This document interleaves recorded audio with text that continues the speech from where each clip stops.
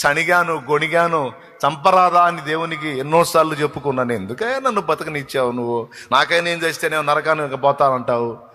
అలాగా మరి నన్ను చంపొచ్చుగా. మరి నువ్వు నీ జీవితంలో దేవుడు ఏశావులను అనుమతించాడో, ఫరోలను అనుమతించాడో, అలాంటి పరిస్థితులు అనుమతించాడో, ఇవన్నీ నిన్ను చెక్కడం, ఒక చక్కని శిల్పంగా చెక్కే దానిలో భాగాలే తప్ప దేవుడు నీ మీద ఏం పగబట్టలేదు, నువ్వంటే ఆయనకి ఏం ద్వేషం లేదు.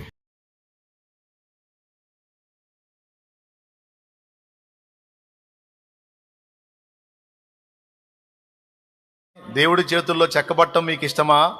లేకపోతే అలాంటి ఏం వద్దు, నాకు లోకస్తులు బతికిన బతుకు కావాలి, నాకు అన్ని విషయాల్లో ఎంజాయ్ కావాలని అంటావా? చెప్పు, ఇప్పుడే చేస్తా నీ కోసం ప్రార్థన, ఆ లైఫే నీకు రావాలని. లోకస్తుల్లాగా నాకు ఎంజాయ్ లైఫ్ కావాలి అంటావా? అట్లయితే సొదొమ గొమొర్రా వాళ్ళ అభిషేకం నీ మీదకి రావాలని ప్రార్థన చేస్తా. సొదొమ గొమొర్రా వాళ్ళ అభిషేకం నీ మీదకి రావాలని ప్రార్థన చేస్తా. వాళ్ళ అభిషేకం వచ్చిందంటే వాళ్ళకు వచ్చినట్టు సమృద్ధి వచ్చింది, వాళ్ళకు వచ్చినట్టు నడమంత్రం విడివేలం కూడా వస్తాయి. చెప్పు మరి, పోదు కాని పాతాళానికి కావాలా? లేకపోతే ప్రేమ కలిగిన దేవుని చేతుల్లో ఒక శిల్పం వల్ల చెక్కబడతావా? చెప్పు, కరెక్ట్గా చెప్పు, నా గట్టిగా చెప్పు. చెక్కబడాలా? అట్లయితే ఒత్తిళ్ళు ఉంటాయి. నాకేంది అన్న ప్రశ్న వేయొద్దు. అట్లయితే ప్రయాణంలో ఒత్తిళ్ళు ఉంటాయి. అయితే ఒకటి, నిన్ను సావనివ్వడు, నిన్ను నాశనం కానివ్వడు. ఖచ్చితంగా నీకు సిద్ధపరిచిన గమ్యానికి నిన్ను చేర్చుకుంటాడు. అది నమ్మాలి. విశ్వాసం అంటే కళ్ళ ముందు ఉన్నదాన్ని చూసి నమ్మటం కాదు. అది నమ్మకం అనిపించుకోదు, విశ్వాసం అనిపించుకోదు. విశ్వాసం అంటే ఏంటో తెలుసా? అదృశ్యములో ఉన్న దాన్ని విశ్వాస నేత్రాలతో చూచి దేవుని వైపు సాగిపోవటమే విశ్వాసం అంటే. స్తోత్రం చెప్పు, రెండు చేతులు ఎత్తి. అది ఇక్కడ కూర్చొని మాట్లాడుతున్నా, నేనేమి పూల పల్లకిలో రాలా. మాటలు పడటం నాకు తెలుసు, తిట్లు తినటం నాకు తెలుసు, ఘోరమైన దూషణ పొందటం నాకు తెలుసు, వస్త్రహీనత నాకు తెలుసు, ఆకలి బాధ నాకు తెలుసు, పస్తులు ఉండటం అంటే ఏంటో నాకు తెలుసు, వ్యాధి తీవ్రత ఏమిటో నాకు తెలుసు. అన్ని రకాల అనుభవాలన్నిటినీ రుచి చూపించి ఆ చేదైన అనుభవాల్లో గుండా దేవుడు తీసుకెళ్తున్నప్పుడు, ఆ చేదైన అనుభవాల్లో గుండా దేవుడు నడిపిస్తున్నప్పుడు, ఇంకా లేదురా జీవితం, ఇక బాగుపడను నేను, నా బతుకింతే, నా చరిత్రింతే అని ఘోరాతి ఘోరంగా ఏడ్చుకున్న రోజులు నాకు తెలుసు. కానీ సుదూర భవిష్యత్తులో ఆయన పనిముట్టుగా, ఆయన చేతి పాత్రగా నన్ను వాడుకుంటాడన్న ఊహైనా ఊహించలేదు నేను. ఆయన ఒక శిల్పి అయి ఒక శిల్పం వల్ల నన్ను చెక్కుతున్నాడని గ్రహించలేకపోయాను.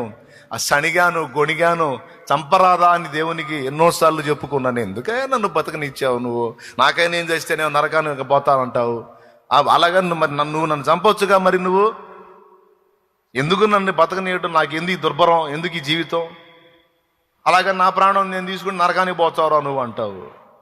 మరి నేను నరకానికి పోకుండా మరి నా ప్రాణం ఎట్టబోయిద్ది? నువ్వు తీసుకో. ఏంది నాకు ఈ జీవితం? అది తెలియక పిల్ల చేష్టలో. కానీ నాకు తెలియదు పాత్రని సారె మీద ఉంచాడని. కానీ నాకు తెలియదు. కానీ తర్వాత నాకు అర్థమైంది, ఇప్పుడు ఇంకా బాగా తేటగా అర్థమైంది.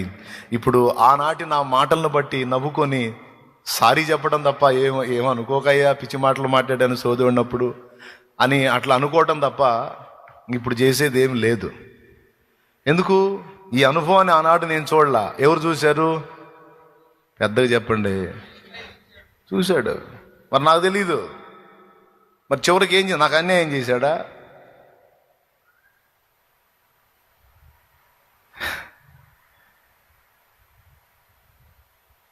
ఆ అనుభవాలే పాటలు మాటలు ఆయన ఇచ్చినాయి. నిన్ను పిలిచిన దేవుడు నమ్మదగినవాడు, శోధనలో నిన్ను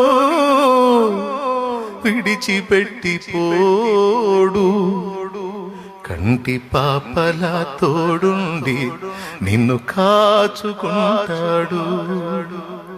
కన్న తండ్రిలా తోడుండి నిన్ను ఆదుకుంటాడు. నమ్ము నేస్తమా,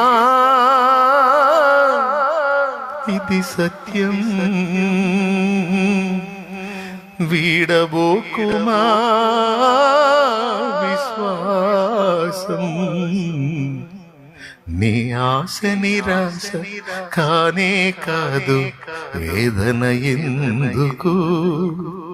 నీ కన్నీరు కలకాలముండదు, కలతే చెందకు.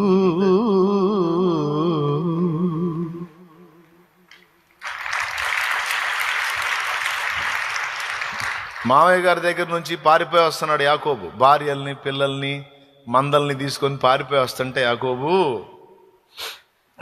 లాబాను కడుపులో మండింది మావకి. నమ్మకంగా వీడు మొత్తం సామానంతా వేసుకొని పోతున్నాడు, గొర్రెలన్నింటినీ వేసుకొని పోతున్నాడు. గొర్రెలేమో లాబాను సొమ్మేం కాదు, యాకోబు జీతం.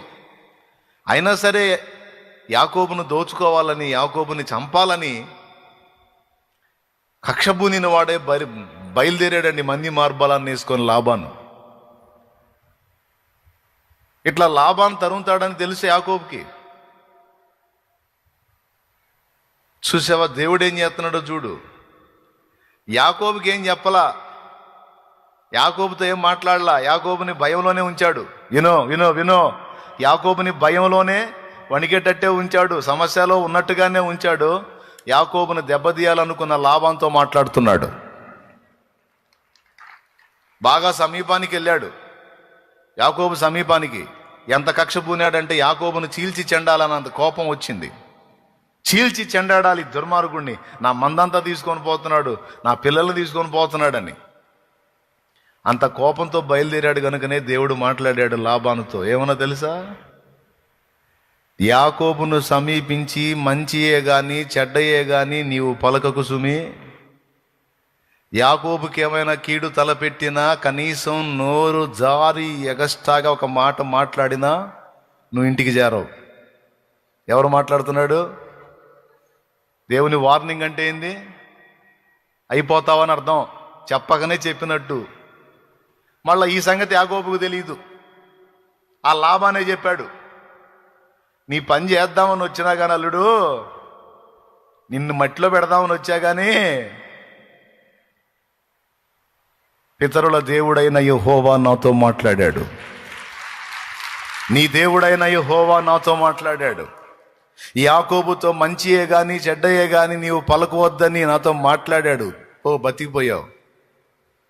పోయి ఏమన్నాడో తెలుసా? వాస్తవంగా సాగుగొట్టాలని బయలుదేరినోడు దేవుడు వార్నింగ్ ఇచ్చేసరికి, అల్లుడు ఏమిటి ఈ ప్రయాణం, ఈ ఆకస్మిక ప్రయాణం?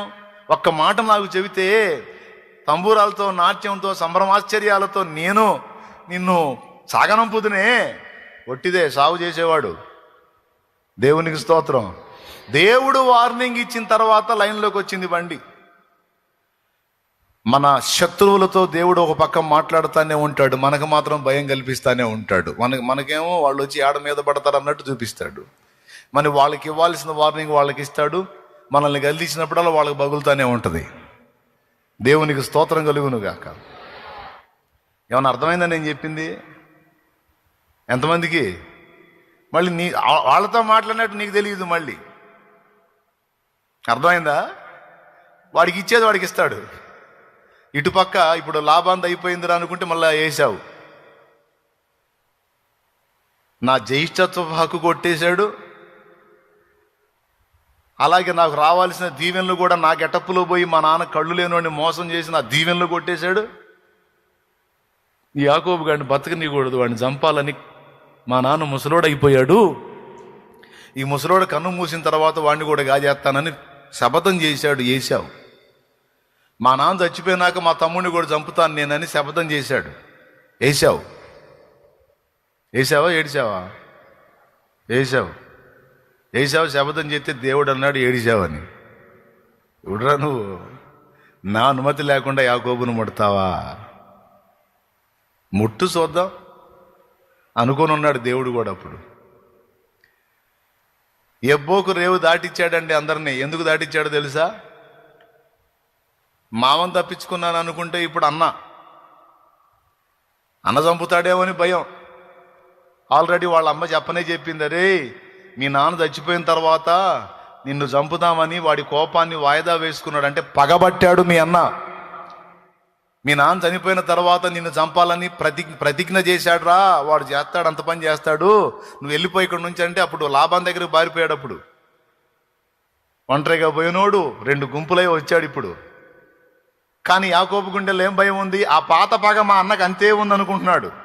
నిజమే, అది నిజమే. యాకోబు ఎందుకైనా మంచిదని కొంతమంది పనివాళ్ళని పంపించాడు. మా అన్న ఎట్టున్నాడో చూడండి రా అని. వీళ్ళు పోయారు, ఏశావుని ఎదుర్కొన్నారు. ఏశావుకి చెప్పారు, మీ సహోదరుడైన యాకోబు వచ్చుచున్నాడు అని. యాకోబు వస్తున్నాడు అన్న మాట ఎప్పుడైతే వినబడిందో, రై తొందరగా రెడీ కండ్రా 400 మంది అన్నాడు. తమ్ముడిని సాదరంగా ఆహ్వానించడానికి 400 మంది ఎందుకండి? 400 మంది ఎందుకు? పట్టుకొని తన్ని మొత్తం బీభత్సం చేయడానికి. దేవునికి స్తోత్రం. కానీ ఏం జరిగింది తర్వాత? మేము అయ్యగారు యాకోబు గారు ఇట్లా నువ్వు వస్తున్నావన్న మాట మీ అన్నకి చెప్పామో లేదో. ఎంత సీరియస్ అయ్యాడంటే, రే వెంటనే 400 మంది రెడీ కండ్రా అన్నాడు. ఏందో కొంచెం అనుమానంగానే ఉందండి అయ్యగారు. ఇంకా అనుమానం ఏముందిరా, వాడి పగ ఇంకా తీరలేదు. లేకపోతే 400 మందిని ఏం చేసుకుంటారు నా దగ్గర రావడానికి? ఖచ్చితంగా నన్ను, నా భార్యని, పిల్లల్ని, నా మందల్ని మొత్తం నాశనం చేయడానికే వస్తున్నాడు వాడు అని ఇక ముందుకు సాగలేక ఆగిపోయి, ఏవయ్యా నా కృప నిన్ను విడువదంటివే, నా కృప నీకు చాలునంటివే. ఏమని వాగ్దానం? ఏంది నా బతుకు ఇట్టయిపోయింది? ఎందుకయ్యా నన్ను ఇట్లా చేశావు? ఏ దిక్కు లేని వాడిని చేశావు, ఆదరణ లేని వాడిని చేశావు. నా గతి ఏంటి అసలు? ఆశీర్వాదం అనుకున్నాను, కానీ నేను కలిగి ఉన్నది నిజంగా ఆశీర్వాదాలు కాదన్న సంగతి నాకు అర్థమైంది. నిజమైన ఆశీర్వాదం, దీవెన నీ దగ్గర ఉందయ్యా. అది మా నాన్న దగ్గర కాదేసయ్యా, నీ దగ్గర ఉంది. రాయ్యా, భార్యలు లేరయ్యా, ఇప్పుడు పిల్లలు లేరయ్యా, దాసదాసి లేరయ్యా, మందలు లేవయ్యా, ఒంటరిగాడిని అయిపోయా, ఏకాకినైపోయా. దేవారా, నువ్వు రాకపోతే నాకు దిక్కు లేదు. నీవుగాక ఎవరు? ఆశ్చర్యం చెప్పనా, బయటోళ్ళు కాదు ఇప్పుడు ప్రాణం తీయాలనుకుంటుంది. అటుపక్క మామయ్య, ఇటుపక్క అన్నయ్య, సొంత వాళ్ళ చేతుల్లోనే ప్రాణాలు పోయే పరిస్థితి వచ్చేసింది. నీవుగాక ఎవరు నాకు లేరయ్యా, నీవే నా ప్రాణము, నీవే నా సర్వము. దేవుని గోజాడుకున్నాడు. ఆ రాత్రి దేవుడు దర్శించి ఆ ఏశావు దెబ్బకి కలవరపోతే యాకోబుతో రాత్రంతా పెనుగులాడి ఎంతకీ గెలవకుండా చూచి తొడ గూటి మీద కొడితే దేవుడు ఆ గూడు వసిలి ఏమి లేదు, ఈ నడుం దగ్గర ఈ తొంటి ఉంటుంది కదండి, తొలగొట్టేసరికి అవిటోడు అయిపోయాడు. అప్పటిదాకా నిలబడి రొమ్ము అనిచినోడు ఇక బెండ్ అయిపోయాడు. అలా తొడగూడు వసలగొట్టి ఆ తర్వాత పేరు అడుగుతాడు. సరే ఆశీర్వదించు, నన్ను దీవించితేనే కానీ పోనీ అంటున్నాగా, నీ పేరు చెప్పు అన్నాడు. యాకోబునయ్యా మోసగాడిని. నేనేందో నాకు తెలుసయ్యా, నా బతికేందో నాకు అర్థమైందయ్యా అన్నాడు. రైట్, నీవు మనుషులతోనూ దేవునితోనూ పోరాడి గెలిచితివి గనుక నీవు ఇక నుంచి ఇశ్రాయేల్ అనబడదు అన్నాడు.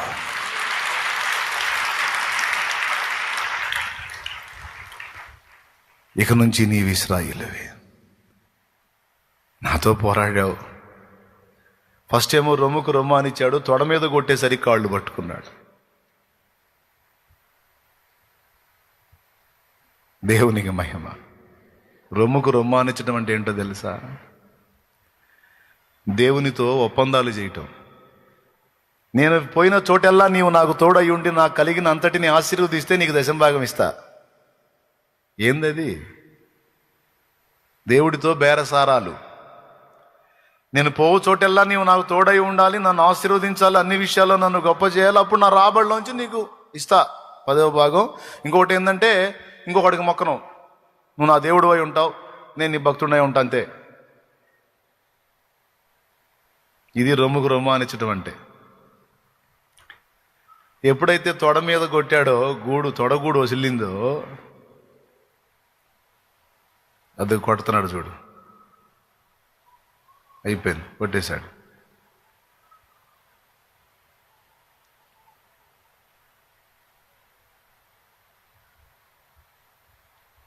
అయిపోయా.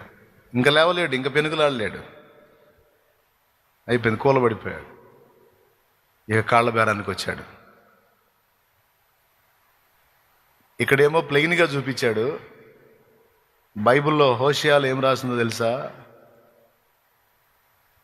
అతడు మగసిరి గలవాడై పోరాడాడు. యాకోబు మగసిరి గలవాడై పోరాడాడని కింద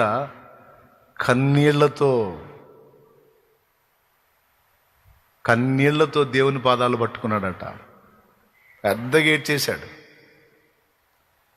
రొమ్ముకు రొమ్ము ఆనించడం కాదు, నీకు దశంభాగాలు ఇయటం కాదు, నువ్వు నాకు దేవుడు అయి ఉంటాం కాదు, ఇక నువ్వే నాకు దిక్కు అని పట్టుకున్నాడు కాళ్ళు. ఇక లేదు వేరే ఆప్షన్ నాకు, ఇక లేదు నాకు వేరే ఆప్షన్, నువ్వే నాకు దిక్కు అని పట్టుకున్నాడు కాళ్ళు. అప్పుడు దీవించాడు. దేవునికి స్తోత్రం కలుగును గాక. ప్రియులారా,